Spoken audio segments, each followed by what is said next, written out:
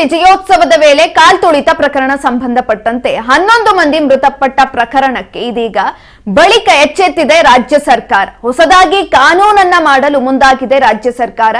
Karnataka crowd control bill 2025ರ ಕಾಯ್ದೆಯನ್ನ ತರಲು ಮುಂದಾಗಿದೆ ರಾಜ್ಯ ಸರ್ಕಾರ.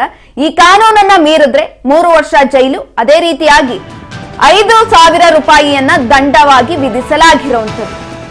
ಏನು ಆರ್ಸಿಬಿ ವಿಜಯೋತ್ಸವದ ವೇಳೆ ಕಾಲ್ತುಳಿತ ಪ್ರಕರಣ ಸಂಬಂಧಪಟ್ಟು ಈ ಒಂದು ಪ್ರಕರಣಕ್ಕೆ ಸಂಬಂಧಪಟ್ಟಂತೆ ಸಾವು ನೋವಿನ ಘಟನೆ ಬೆನ್ನಲ್ಲೇ ರಾಜ್ಯ ಸರ್ಕಾರ ಕೂಡ ಎಚ್ಚೆತ್ತುಕೊಂಡಿದೆ.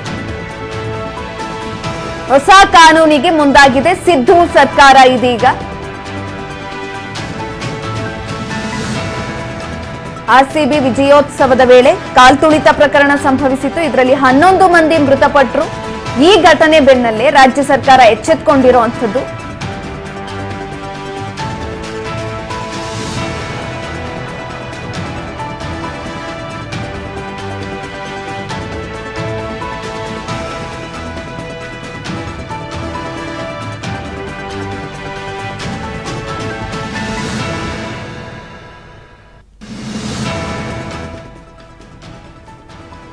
ಚಿನ್ನಸ್ವಾಮಿ ಸ್ಟೇಡಿಯಂ ಕಾಲ್ತುಳಿತ ಪ್ರಕರಣದ ನಂತರ ರಾಜ್ಯ ಸರ್ಕಾರ ಎಚ್ಚೆತ್ತುಕೊಂಡಿದೆ. ಹೊಸ ಕಾನೂನನ್ನ ತರಲು ಈಗಾಗಲೇ ಸಿದ್ಧತೆಗಳನ್ನ ಮಾಡಿಕೊಂಡಿರುವಂತದ್ದು.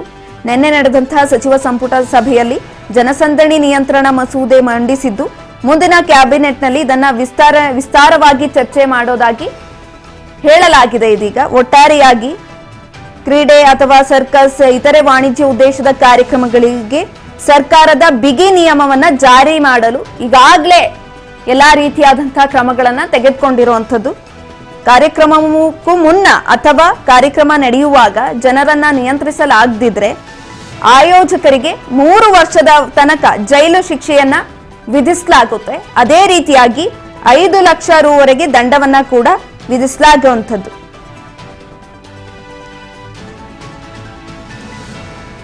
ಕಾರ್ಯಕ್ರಮದಲ್ಲಿ ಗಲಾಟೆ, ಅಹಿತಕರ ಘಟನೆ, ಸಾವು ನೋವಿಗೆ ಕಾರ್ಯಕ್ರಮದ ಆಯೋಜಕರೇ ಮೂಲತಃ ಜವಾಬ್ದಾರರು ಅಂತ ಈಗ ಹೇಳಲಾಗ್ತಾ ಇರುವಂಥದ್ದು. ಒಟ್ಟಾರೆಯಾಗಿ ರಾಜ್ಯ ಸರ್ಕಾರ ಎಚ್ಚೆತ್ತುಕೊಂಡಿರುವಂಥದ್ದು. 11 ಜನರ ಸಾವಾದ ಮೇಲೆ ಇದೀಗ ರಾಜ್ಯ ಸರ್ಕಾರ ಎಚ್ಚೆತ್ತುಕೊಂಡಿದೆ. ಆ ಕಾಲ್ತುಳಿತ ಪ್ರಕರಣ ಏನ್ ಸಂಭವಿಸಿತು ಅದರಿಂದ ಈಗಲೂ ಕೂಡ ಜನರ ಒಂದು ಮನಸ್ಸಿನಲ್ಲಿ ಆ ಘಟನೆ ಮಾಸಿ ಹೋಗಿಲ್ಲ. ಆ ರೀತಿಯಾಗಿ ಆ ಘಟನೆ ಸಂಭವಿಸಿತು. ವಿಜಯೋತ್ಸವದ ಸಂಭ್ರಮದಲ್ಲಿ ಇದ್ದಂಥವರು ಶೋಕದ ರೀತಿ ಅವರ ಮನಸ್ಥಿತಿಯೂ ಕೂಡ ಆಗೋಗ್ಬಿಡ್ತು. ಈ ಘಟನೆ ನಂತರ ಇದೀಗ ರಾಜ್ಯ ಸರ್ಕಾರ ಎಚ್ಚೆತ್ತುಕೊಂಡಿರುವಂಥದ್ದು. ನಿನ್ನೆ ನಡೆದಂತಹ ಸಚಿವ ಸಂಪುಟ ಸಭೆಯಲ್ಲಿ ಈ ರೀತಿಯಾದಂತಹ ತೀರ್ಮಾನವನ್ನ ತೆಗೆದುಕೊಂಡಿಸಲಾಗಿದೆ.